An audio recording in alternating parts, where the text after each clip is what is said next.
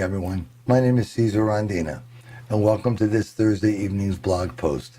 The topic is the art of the word. Now, as I stated earlier, I would be doing an occasional video blog post, so I will be doing one each month, so this is the one for November. I came up with the topic about talking about the art of the word because of an experience I really had this past week at a speaking engagement. And as much as I knew this, sometimes things come to our attention and kind of slap us in the face with reality. And I really realized that words are misconceived so many times. And in doing a lot of thinking about this, it boils down to two things. It's all about perception. And let me explain that to you.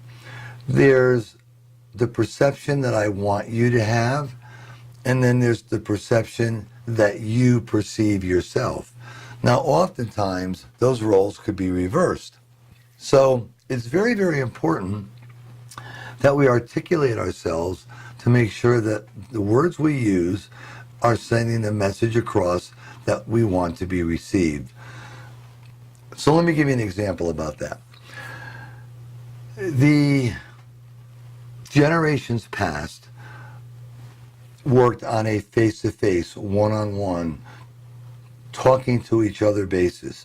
Texting, emailing was just not there, and many generations ago it didn't exist at all. So people had to rely on their ability to talk to one another.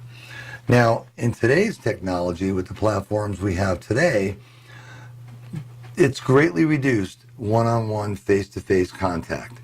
Everything is either text messaging, emails, and don't get me wrong, they all have their place.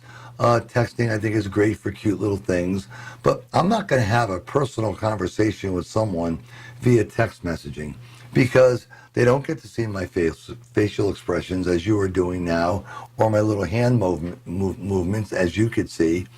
They don't get to see any of that. So that whole part of the expressive experience is missing. So we have to rely strictly on the written word. Now, the problem with the written word is twofold. There is the definition by dictionary meaning, and then there's the words as we use in everyday English and everyday speech. And let me give you a couple examples of those. When I wrote the book, Who Are the Heroes, my goal was to explain to people what a hero actually was. And there's many different types of heroes. When we look the word up in the dictionary or we hear about a hero in the news media, we assimilate that with someone who has made the ultimate sacrifice. They've given their life for something they believe in, whether it's in the battlefield, a police officer, a firefighter, doing things in the line of their duty. But there's also other types of heroes. There's the heroes that volunteer their time to visit kids in cancer centers and bring them gifts. Or you could be a hero to someone that you just did a favor to because they were in a jam and they needed it. You didn't follow that dictionary definition of an act of courage, bravery, or making an ultimate sacrifice. You did a friend a favor. So to that friend, you're a hero. So as you can see, that one particular word could have many meanings, depending on how it's used and the context that it's used in. Another word is faith.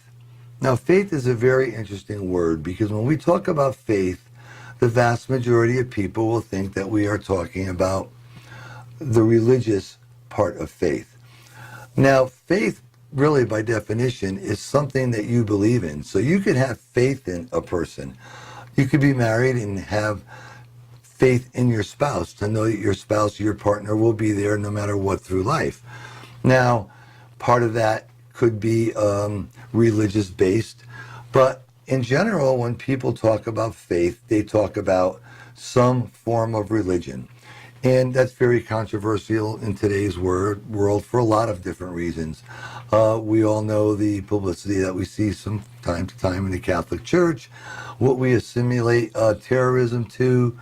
So it kind of scars the word faith to a certain degree. Which brings me to another word, respect. No matter what happens, you have to respect the opinions of other people. Because if you don't, then you become opinionated and your mind is not closed. Now, all of this sounds really complicated and complex, and to some degree it is. But the main reason it is because the words we choose to use. And there are people out there that will manipulate the words. I call that statistical manipulation. They'll talk around the subject by using many, many words rather than speaking to the subject. Some people say politicians do that. And to some degree that might be true. Rather than answer a question, talk around the question. Deter to something else. It becomes very difficult when you're speaking somewhere and someone says, my boyfriend broke up with me via text. We've all heard that. How appalling is that to you? If I'm having a personal conversation with you in a text, I need to be much more cognizant of the fact that I have to articulate and choose my words very carefully so you understand what I'm saying. How many times have you tried to make a point and just for some reason you don't feel comfortable hitting the nail on the head and coming right out and say it? So you beat around the bush, you play with some words, and you think you get your point across, and then a day or two later that person says something to you that tells you they just didn't get it.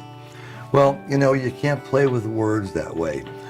Words could be damaging in many aspects, not just calling someone a name and hurting their feelings. They could be damaging that your point is not being made or not coming across the way you intended it to be. So it's extremely important that you articulate, choose your words well, say what you want to say, and don't be that person, that guy or that gal that says, I just don't want to say it bluntly because I don't want to hurt their feelings. Because you know what? In the long run, no matter what you say that you think is going to hurt someone's feelings, you're going to hurt their feelings more if you beat around the bush and just don't get to the point.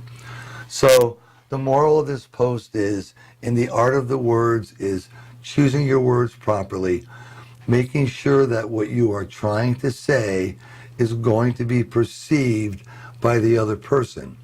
And the rule of thumb is, if you ever have any doubt whether someone's getting your point, ask. Make sure that they understand what you're trying to say. This happens with writers all the time. Any writer will tell you the worst thing that they could do is proofread their own material, because we know what we're trying to say. So if we're not using the right verbiage, it's very easy for that to get passed through, which is why a lot of writers like myself use beta readers. And we send our material out to get that different view, that different perspective, and then we do our rewrites because we want to make sure that the message we are trying to convey is received by the reader in the manner that we want them to perceive it. So keep that in mind when you play with words and you talk with people, that these are very important issues and you could be sending the wrong message, not intentionally, but unintentionally. So feel free to leave a comment below. Thank you so much for joining me this evening. You can follow me on Facebook, Twitter, and Instagram, and have yourself a wonderful evening. Thank you.